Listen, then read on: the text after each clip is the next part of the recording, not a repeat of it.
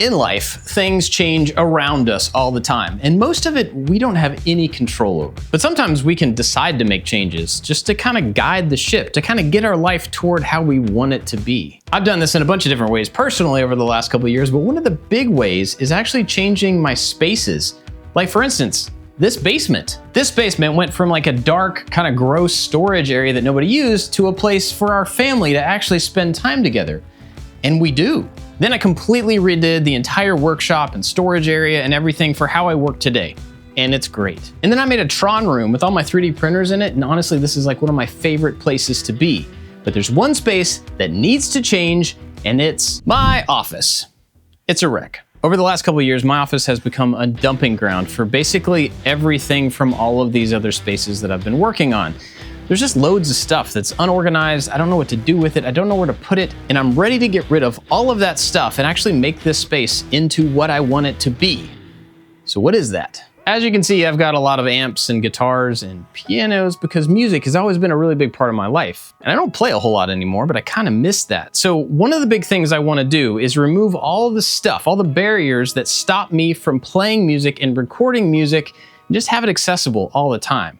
And that's really gonna start at my desk. I made this desk maybe 7 or 8 years ago, and it's worked pretty great, except it's in the corner, which wastes quite a bit of space. And because I maybe have too many instruments, space kinda matters. So I designed this. It's got a tray underneath it that slides out with a full-size 88-key keyboard that I can play, and then I can slide it back underneath the desk. Now that's a really big tray, so I think it's gonna work, but we won't know until we try. This is gonna be a combo of some black stained plywood, some cherry plywood, and a solid cherry top. And that means I have to mill some lumber.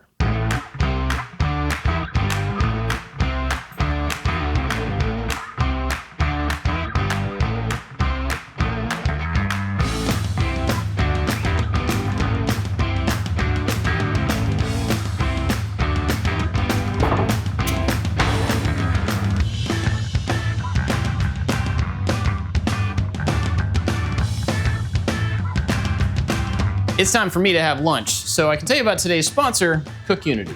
CookUnity is a meal delivery platform, but it's the first platform that actually is chef to consumer. In fact, the chefs that make the meals have their picture and name on the container. And these aren't just like fridge filler, TV dinner kind of meals. These are legitimate meals made by an actual chef. This is Sticky Asian Ribs by Angelina Cole. I've got slow roasted pork carnitas quesadillas. Goodness gracious. Or classic pasta bolognese. I'm gonna have to go with Sticky Asian Ribs. Like I said before, this one's by Chef Angelina Cole, and there's a QR code on all of these so you can find out the details about the meal. Plus, this is just one of over 350 different meals that you can choose from with all sorts of dietary restrictions and filters that you can put on that. And you can have anywhere from 4 to 16 of these delivered every week. So whether it's a supplemental lunch thing like it is for me, or it's all of your meals, they've got you covered. Okay, I was about to put this in the oven to warm it up because these are all fully cooked. And I realized that this is not like sticky Asian rib meat chopped up. It's like legit ribs. Pretty excited about this. Look at that. I mean, dang. The reason that CookUnity is interesting to me is because I'm historically bad at lunch. I either eat fast food or I don't eat at all because I'm like working or I'm doing things, I'm just active, and making a big lunch is hard for me. And something like this is great because it's pre-cooked. All I have to do is heat it up. It's taken me like 15 minutes, start to finish, and I've got an awesome meal in front of me. It's actually really good. Okay, so as I tear into these ribs, let me tell you the deal. There's gonna be a link down in the description, or you go to cookunity.com/stuff50. It's gonna give you 50% off your first order. Now, that's a really, really good deal because look at that. These are legit ribs and I'm very excited about it. That is really good. And yes, you use your hands for ribs. You should definitely go down, hit the link, check them out, see if it's a good fit for you and for your lifestyle. Maybe it'll help you have better lunches like me. Big thanks to CookUnity for sponsoring this video. Go check them out. Crush that. I got the boards milled up and they do look great, but I have to admit, I don't like milling my own lumber. It's just a pain. I was kind of thinking though, with this tabletop, maybe this is finally the project that I can justify getting a domino. And then I looked up the price. Nope, we're sticking with the biscuit joiner.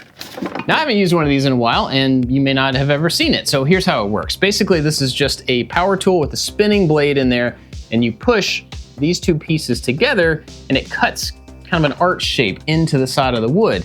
You do that on two pieces and then you have slots that you can match up and fill with the biscuit. This is a little wooden thing called a biscuit, and there's probably a really clever reason as to why it's called that, but I don't know what it is. Basically, these are used for alignment. I'm gonna go through all these pieces and make a mark across, and then that's the center of where I put the biscuit joint.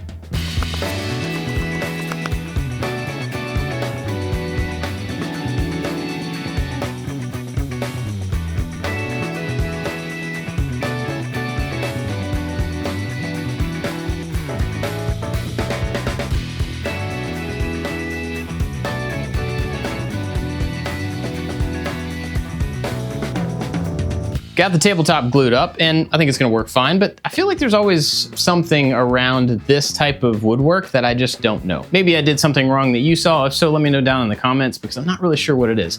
But I gotta move on, and while I'm waiting on this to dry, I'm gonna do something I've barely ever done, which is fill holes with epoxy. Right here on what is gonna be the front of the desk, I've got 3 big kind of knots that are rotten and kind of loose. So I'm gonna dig these out and try to clean them out as much, but they do go all the way through the board. So I've got to back the bottom of the board, mix up some epoxy with some black in it, and try to fill this in.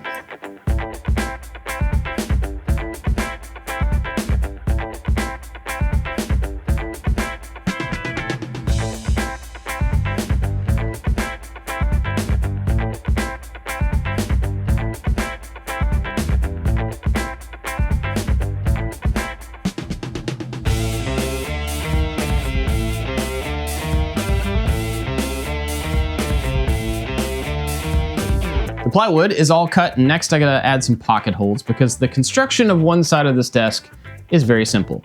The design of it is a little bit weird, and that's because it's in response to the main point of the whole desk. One of the main reasons that I wanted to make a new desk and actually move the whole thing around is because of this new keyboard I got that is really wide. It's over 50 inches wide, and I want it to go underneath the desk, and that was not possible with my current desk. So I'm gonna make a new one around this keyboard.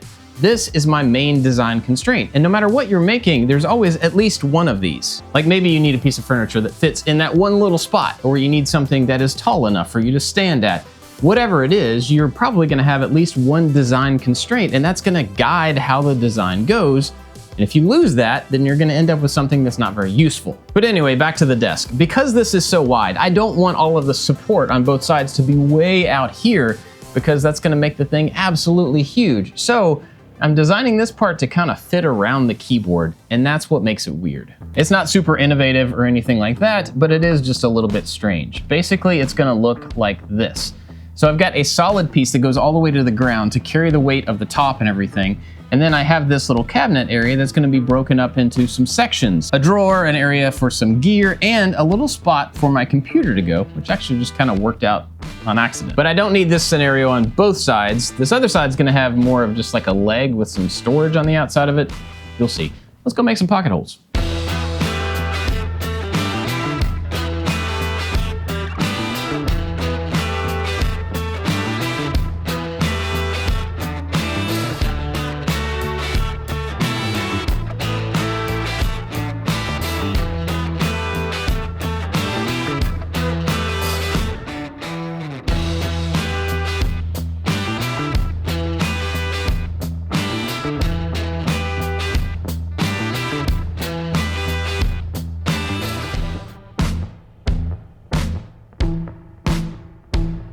The cabinet's put together, but I still have the exposed plywood on the front, which I don't want. And normally I cover that with some edge banding with adhesive back. But today we're doing something a little bit different. I cut thin strips of maple and I'm gonna tack those on the front of this for 2 reasons. 1, I want it to be a little bit tougher than usual. And 2, this will help with the finish, which is something I've never done before.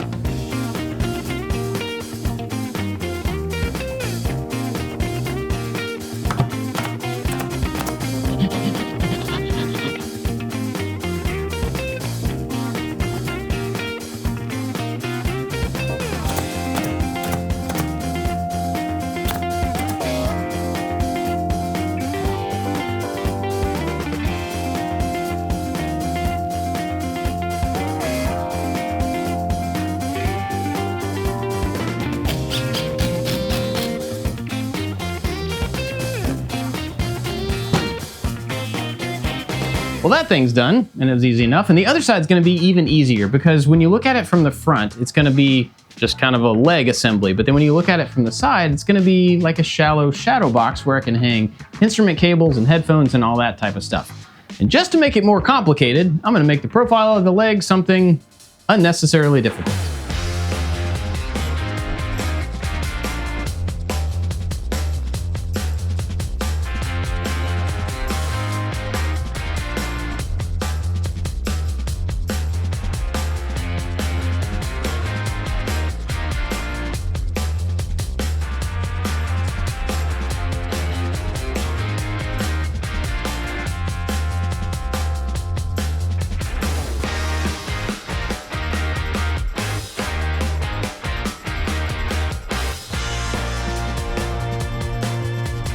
So there it is. It's kind of weird looking, but pretty basic. And this entire big area right here is gonna have a piece of cherry plywood pushed all the way back. That's really gonna pop against the finish of this, which is gonna be black. I typically don't use wood stain. In fact, I'm still not gonna use wood stain, but I did try some black stain because I want this wood to be black, like black, where you can still see the grain. Unfortunately, that stain did not look good at all, so I did a little bit of research and I found this. This is India ink, and it's super black ink used for calligraphy. So I did a little test with this ink, and it does exactly what I thought it would do. It turns it really black. And I also figured out I'm gonna need way more ink.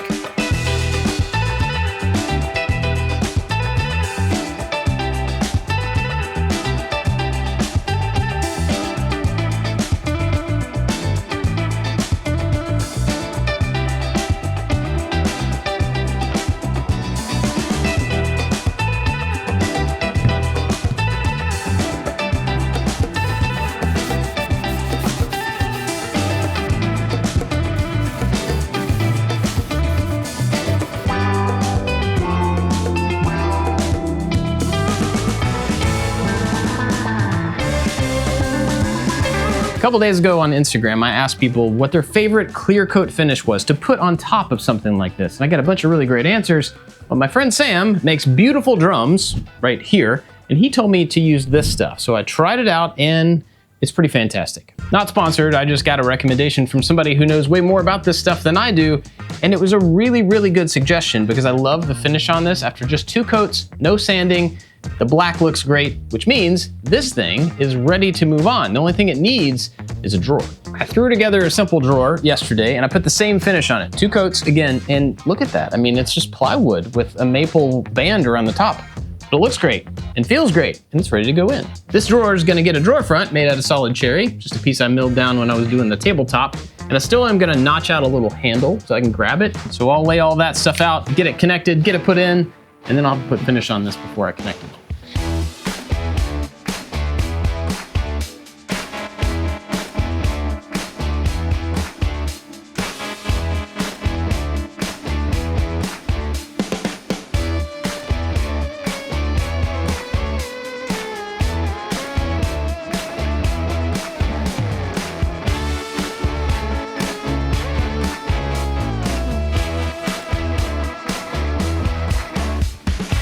The 2 ends of the desk are finished and I still gotta work on the top, but next up I actually wanna work on the little tray, and it's very simple. It's literally a tray. It's a big flat piece with 2 little sidewalls, and I use I used pine for it because it's pretty good looking and it was half the cost of a sheet of maple or birch plywood. Plus, if you look at the stacking in here, I didn't find any voids. There are several layers.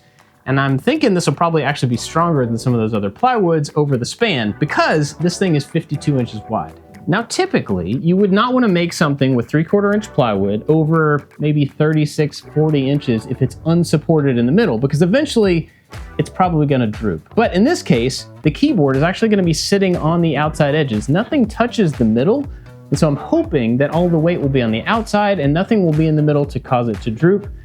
But if it does start to droop, I'll just make another one.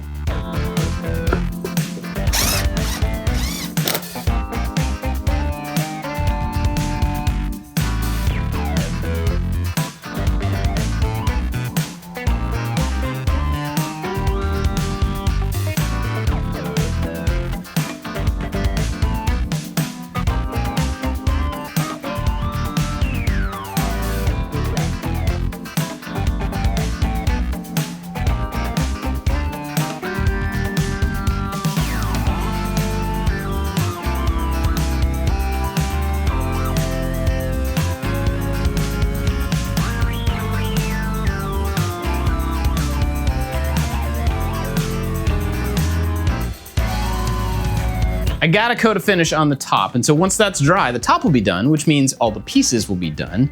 But it's just too big of a contraption to put together in here and then try to carry into my office. So I'm gonna have to put it together in place in the office. But before I can do that, I have to clean.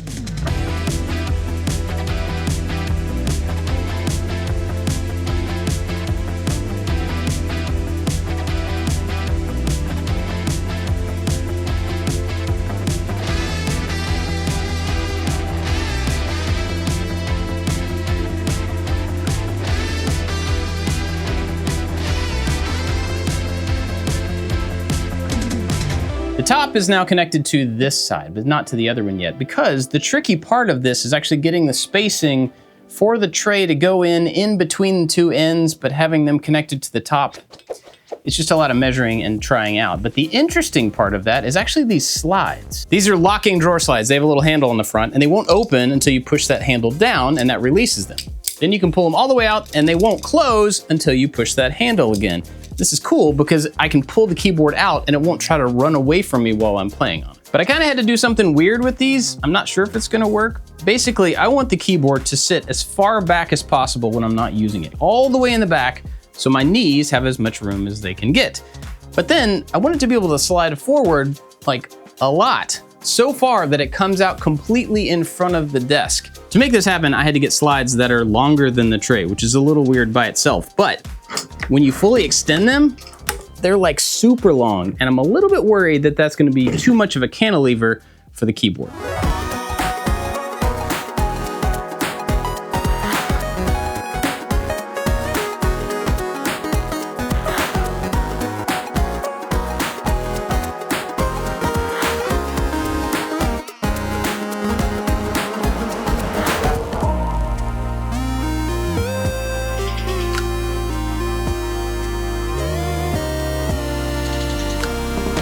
So here's the new desk, and I have to say, I love it. I love the way it looks, I love the way it works, I love how minimal it is right now, which granted, it may not stay that minimal, but I really like it like this, and so I wanna work to try to keep it this way, which means I have to find clever ways to store the stuff that's usually on my desk nearby, and that's an opportunity to solve problems, so I'm pretty excited about that. Thanks for hanging out with me on this one. Catch you next time. I designed this. Did not work because I pulled my mouse the wrong direction, like milling my own a couple of side braces, some problem solving solutions. And then you can fully once they get out, they are locked, and